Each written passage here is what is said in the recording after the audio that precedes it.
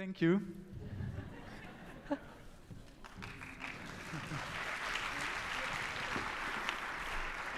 So, Jeffrey, last time we were talking about this session today, you said let's do some type of campfire chat and let's show some products as well. So you brought some products with you. I think we will cover this in a minute. Yep. And I have some of those questions, and I think many people listening now have these questions as well. I mean, circular economy and cradle to cradle is a big topic for CNA, as far as I know it. Yep. And we are covering the news for a pretty long time.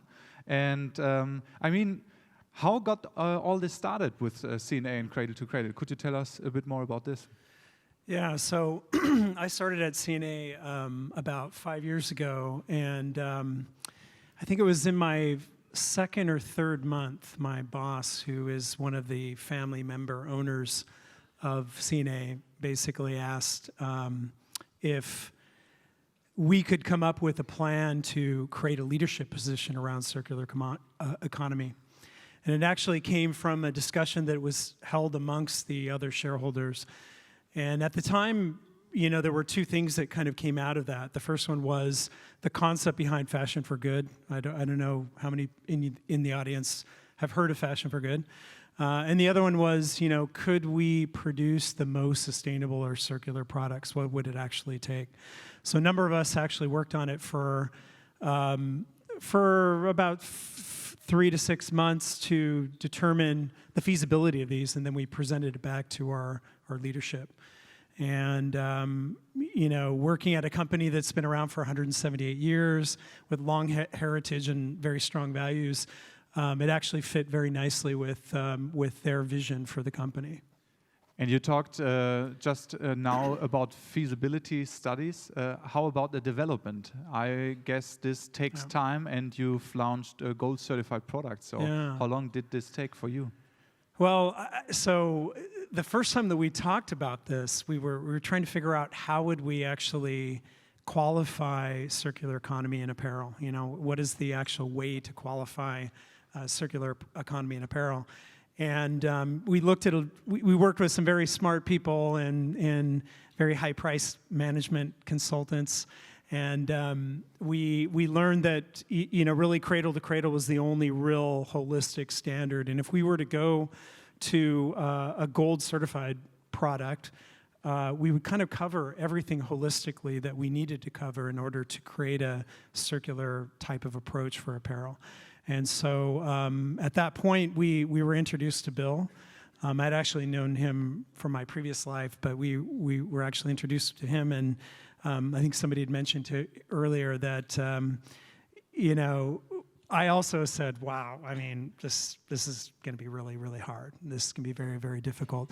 Transferring that vision into something that is actionable, especially in value retail, is extremely challenging. So the development, it took, at least for the first products that we produced, the T-shirts, it took us, you know, about a year to do this, and it might sound very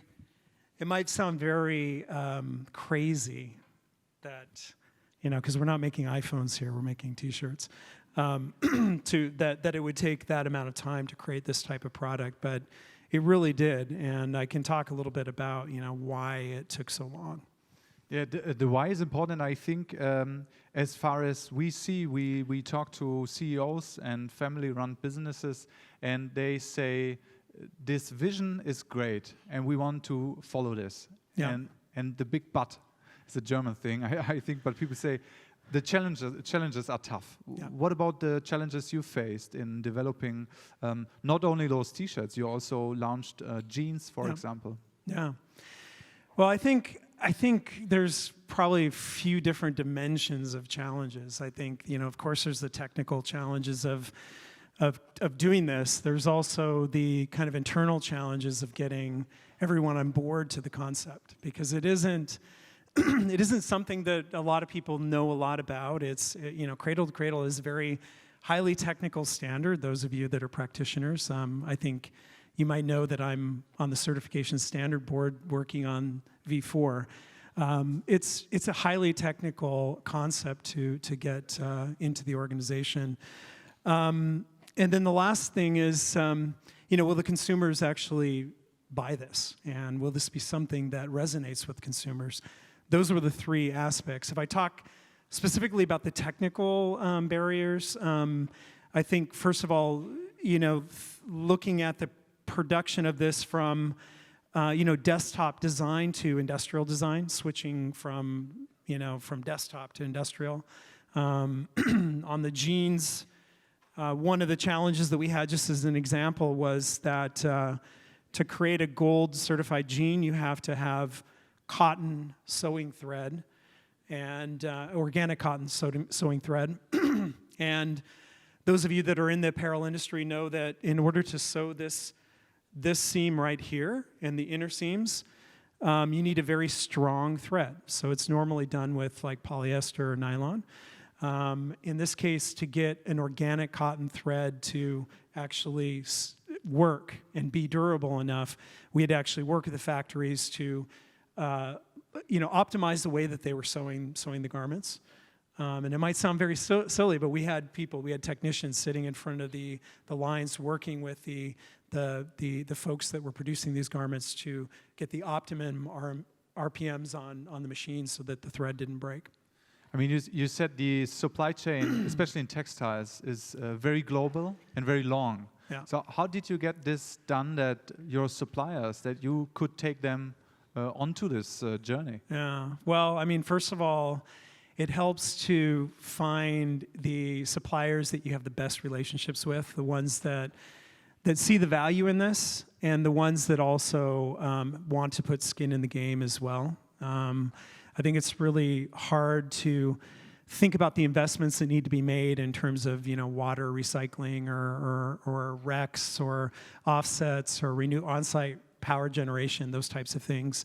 So we needed to work with folks that were also vested in delivering the most sustainable products on the planet.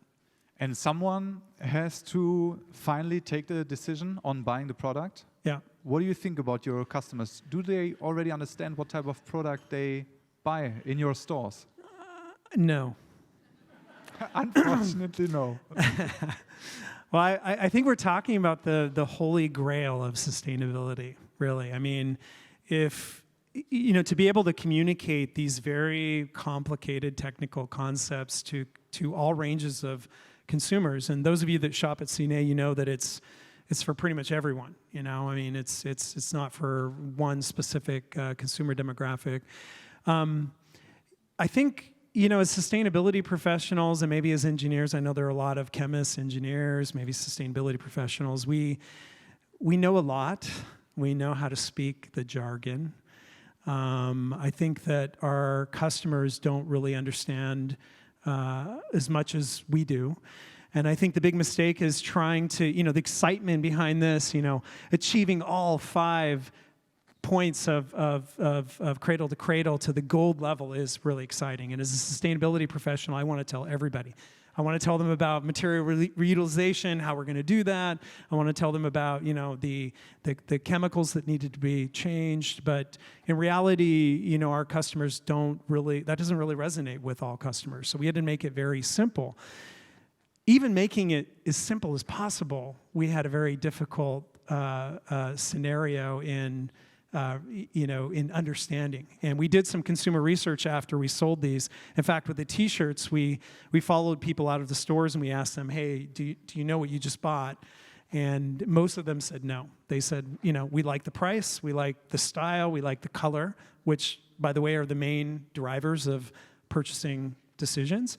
And when we told them what it actually meant, they were like, wow, this is really amazing.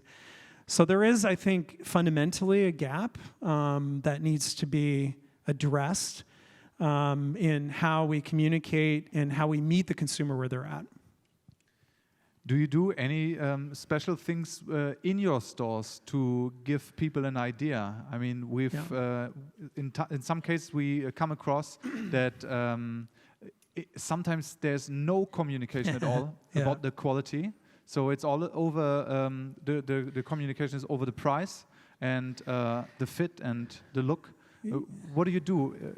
in your stores about Yes. communicating cradle to cradle? So again, I mean, so the consumer research that we've done basically tells us that customers, the number one way that customers want to learn about the products that they're buying is on hang tags. So you see the hang tag here, it says, this t-shirt is designed to be recycled, organic, socially responsible, and respecting nature. And it has the Cradle to Cradle Gold logo. And then on the back it has a, on the back it has a QR code that they can scan, and it will go to a more complicated description of what it is. We have rail cards and those types of things, but I think I'm not sure that is going to actually solve the issue. I think that I was listening to a panel earlier where they were talking about labeling cradle to cradle. Brand recognition of cradle to cradle is really key. I think that things like the green button, the German green button, accepting cradle to cradle and accepting it as the holistic standard is a way that it's going to get into society and people are going to recognize it. But for now, we're one of the only brands that has cradle to cradle products, and we probably I would venture to say we probably sold the most of any brand currently. Which I feel is good news. And I think there are some more questions from the audience because you've already talked about so many amazing things and interesting stories. We should probably open the stage right now. Are there questions from the audience? So I see a microphone over there. Before that question, I wanted to tell you guys about something really exciting.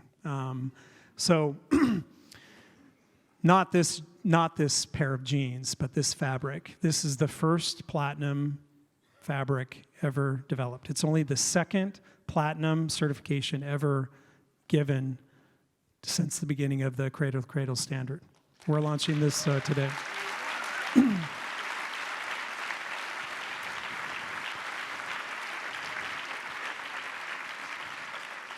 What a great achievement! What a great achievement! Well, I don't want to pat myself on the back. I mean, it is very exciting as a practitioner to be involved in this, but we've got a long ways to go to bring this to a platinum product. I mean, this is not a platinum product. This is a pair of jeans made with platinum fabric. To bring this to a platinum product, we need to focus on all the trims and components, and that's what we're going to focus on now, is try to get all the trims and components at the highest level of material health that we can, so that hopefully there's a possibility of having a platinum product. And one thing just to mention, making a platinum product for all 5 categories, or for 4 categories, for material health, water, energy, and social fairness, is hard but doable. To do the material reutilization is very, very difficult. That's what the kind of linchpin on this product is. We had to actually demonstrate to the Institute that we have active recycling happening. So in other words, people are bringing CNA products back to CNA stores, and those products are actually being recycled. So that's where I guess the secret sauce of this is the active cycling. Thanks for these insights, and we'd like to open it. There's one question over there, so please. Sure, and in fact, as you were adding your points, you answered some of my questions. So one of them was what the previous speaker was mentioning, that one of the companies they work with incentivizes people to bring products back after several years. Yeah. And they give them, I guess, either store credit or they can give them some cash. Is that something that CNA is doing or considering?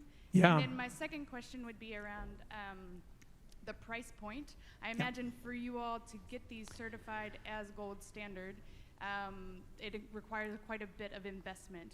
And so how much of that, I as a consumer, would also be willing to pay more for something that's C2C certified? Yeah. So how much of that can you include in the price, and how do you look at it in terms of the price point that you pass to the consumer? Yeah. No, those are great questions. So on the material reutilization and take back, so there's 2 ways. If you take a look at the hang tag on these products, there's a QR code that basically gives an address that it could be sent back to. So that's one way. It's sent back to Fashion for Good.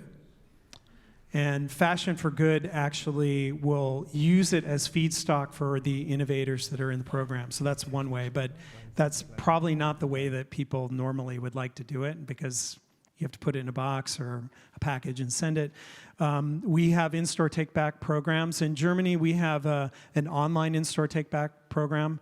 I think right now we're up to about 680 stores have in-store take-back, and there's an incentive. You get like a discount on your next purchase to take it back. And so then we work with our service provider to manage that.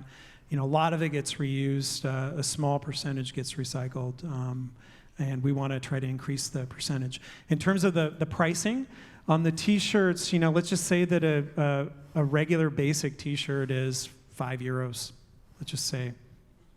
This is a €7 t-shirt, and when we sold this t-shirt, the sell-through rates were the best, you know, in the range of the best that we ever see. So I think within 4 weeks, we had sold out all of the product that we had. What we also saw was that the people that bought these products, the basket size was about 14% higher than the people that didn't buy the product. And so it immediately demonstrated to, you know, our bean counters internally that this is a good idea. Thanks for these questions and answer. So there's other questions we would like to add. Axel Dick, Vienna. The pricing was already answered. Thank you for that. But I have a further question. What is the percentage of your product portfolio now, which is certified? Yeah. And what's the goal in 5 years? And how do you would like to achieve it? So about external communication, how to position it, and advertising and so on. Yeah. Well, this is a drop in the bucket.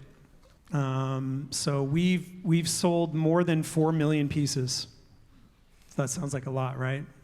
It isn't a lot. In terms of you know, how this would be advanced over time, at the beginning, you know, we had a huge amount of, I think, internal engagement on this. We had all of our buying teams actually just going after this, putting it into almost every product. I mean, we've embroidered nightwear, we have cute little kids, you know, clothing, we've got all kinds of stuff. And I think that we found at a certain point that, you know, we need to be very conscientious about what products we put this into.